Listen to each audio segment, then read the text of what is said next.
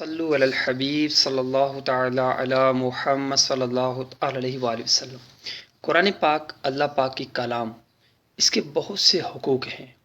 قرآن پاک کا ایک حق یہ بھی ہے کہ اس کی تعظیم کی جائے، اس سے محبت کی جائے، اس کی تلاوت کی جائے اور اسے سمجھا جائے، اس پر ایمان رکھا جائے، اس پر عمل کیا جائے اور اسے دوسروں تک پہنچایا جائے۔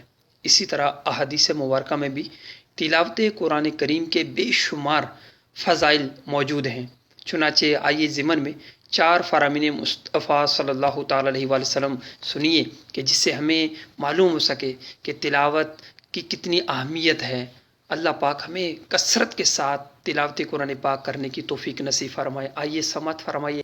صحیح مسلم کتاب فضائل القرآن صفحہ نمبر 403 پر ہے کہ سرکار مدینہ صلی اللہ تعالیٰ علیہ وآلہ وسلم کا فرمان رحمت نشان ہے کہ قرآن کریم کی تلاوت کیا کرو کہ یہ قیامت کے دن اپنے پڑھنے والوں کی شفاعت کرنے کے لیے آئے گا۔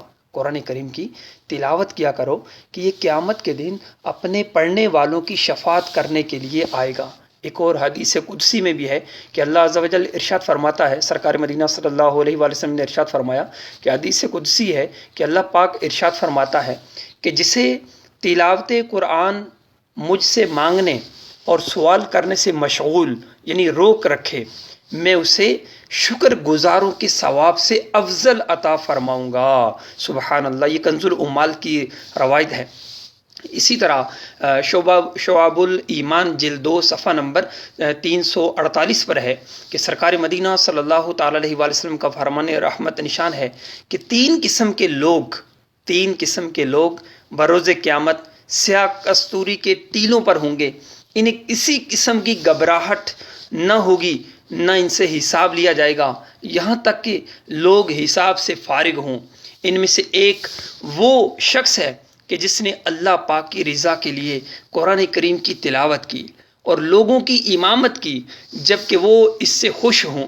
اسی طرح ایک اور جگہ ارشاد فرمایا، سنن ابن ماجہ کی روایت ہے، جلد نمبر 1 صفحہ نمبر 140، اہل قرآن یعنی اس کی تلاوت کرنے والے اور اس کے احکامات پر عمل کرنے والے اللہ والے اور اس کے خاص لوگ ہیں۔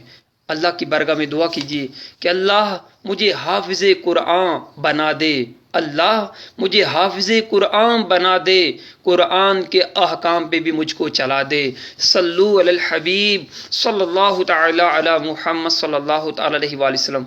اے عاشقان رسول، آپ نے ملاحظہ فرمایا کہ قرآن پاک اللہ پاک کی کلام، یہ قرآن مجید فرقان حمید کی تلاوت کی کیسی برکتیں ہیں کہ اللہ پاک خود ایسوں کی مداح سرائی یعنی تعریف فرما رہا ہے۔ نیز احادیث کریمہ میں بھی ان کے کثیر فضائل وارد ہوئے ہیں کہ قرآن کریم کی تلاوت کرنے والوں کو اللہ پاک کتنا پسند کرتا ہے، ان سے محبت کرتا ہے کہ یہ قرآن پاک اللہ پاک کی کلام کی تلاوت کرنے والے یہ اللہ پاک کے خاص بندے ہیں، ان کو خاص بندے فرمایا گیا ہے۔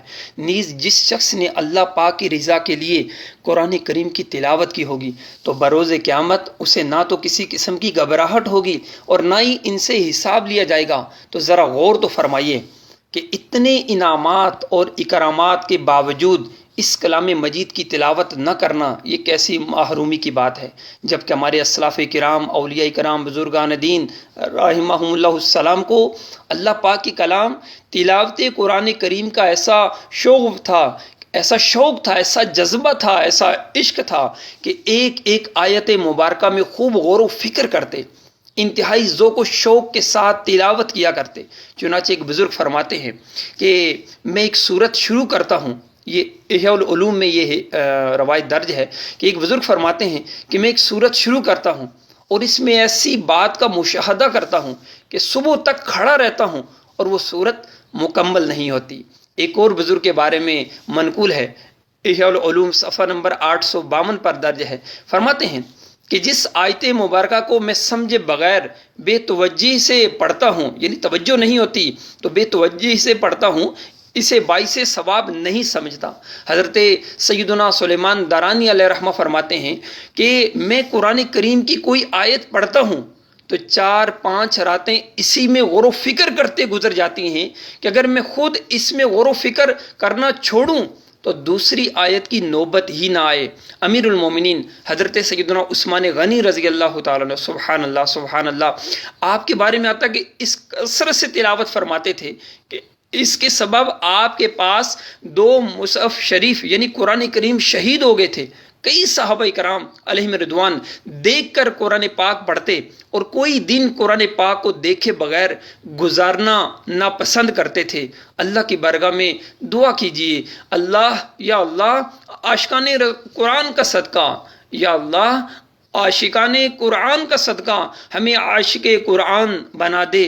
اے کاش قرآن پاک، اللہ پاک کی کلام، یہ قرآن دیکھے بغیر، قرآن پڑھے بغیر ہمیں چین ہی نہ آئے۔